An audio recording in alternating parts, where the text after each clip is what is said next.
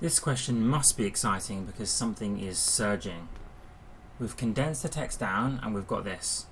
A surge in new home sales and a drop in weekly unemployment claims suggest that the economy might not be as weak as some analysts thought.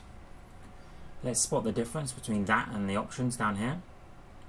One clear difference is between suggest and suggests. So let's make that decision now. Is it suggests or suggest? Well, what is the subject of the sentence? What is suggesting, or what suggests? Well, it's two things. The surge in new homes sales and a drop in weekly unemployment claims. So it's two things that are doing the suggesting. Therefore, you would go with suggest. A and B suggest C. You wouldn't say A and B suggests C, or you shouldn't say that. The plural subject has to go with the verb without the S. So A and B suggest, or a surge and a drop suggest. So A is better than B here. What about C, D or E? They each have different problems, C, D and E. The construction, the wordiness of C, D and E is a problem for each one.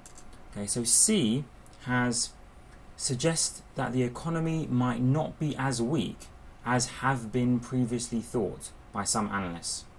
The GMAT usually prefers the subject to come first. So as some analysts thought, rather than as have been thought by some analysts. So C is wrong because it gets the order wrong.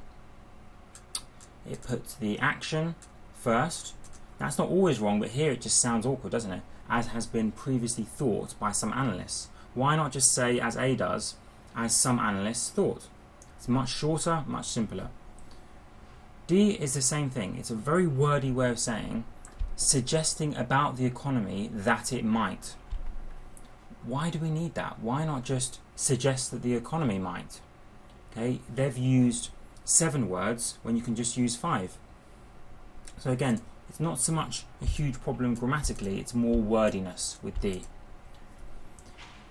With E, it's even closer. E and A are pretty close. It's not too bad.